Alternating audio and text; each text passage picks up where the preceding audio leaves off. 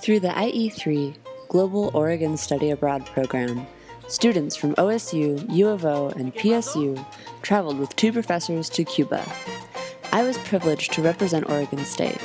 We spent 2 weeks exploring Cuban culture, probing their political and social climates, and meeting wonderful people from all around the world.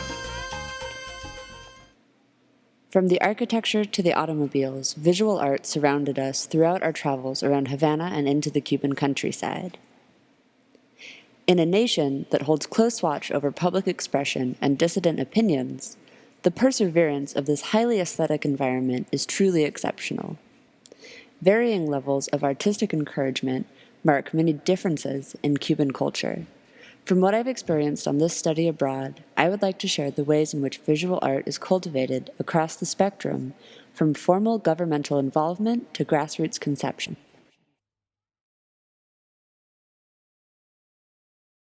Formal artistic cultivation through direct funding shows the strength of government dogma as well as the resiliency of artistic expression. Casa de las Americas is a prime example of this refinement. While the venue was void of counter-revolutionary messages, the beauty and authentic expression in the art held within filled our group with an ineffable sense of promise. Formal funding has strengthened the international ties that Cuba holds with other countries that will witness its passion. With strong ties to this year's art biennial, the Casa demonstrates how art can be cultivated and encouraged through direct governmental attention. Less formal support also comes from the public event just mentioned, the Havana Art Biennial. The biennial's attraction sunk into our routine immediately. An ice skating rink installment flew past our eyes daily before we even questioned its presence in Old Havana. The government might support this festival, but clearly it's the artists and audiences who bring it to life. We also met artists who were a part of the National Union of Artists and Writers, like Saulo. His visual affinity for avian life may have not been fully recognized without his acceptance into the Union. The private enterprise that such artists contribute to their nation demonstrates this middle ground of cultivation that is neither solely formal nor personal. An intimate cultivation of visual art in Cuba lies within Santeria, a common Afro-Cuban religious practice that holds many aspects of the environment and daily lives sacred.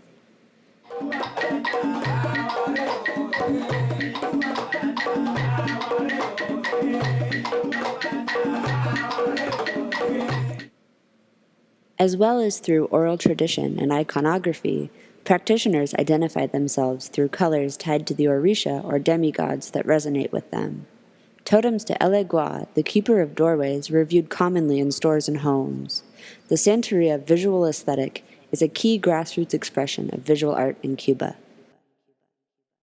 Throughout the Cuba we knew, differing levels of cultivation merited dynamically varied expressions of visual art. Formal governmental funding created an exceptional international venue for learning. Intermediate funding and personal drive allowed artists, unionized and otherwise, to share their art with a larger community. And the grassroots development of Santeria as both a religious practice and an art form demonstrated easy fusion with Cuban life.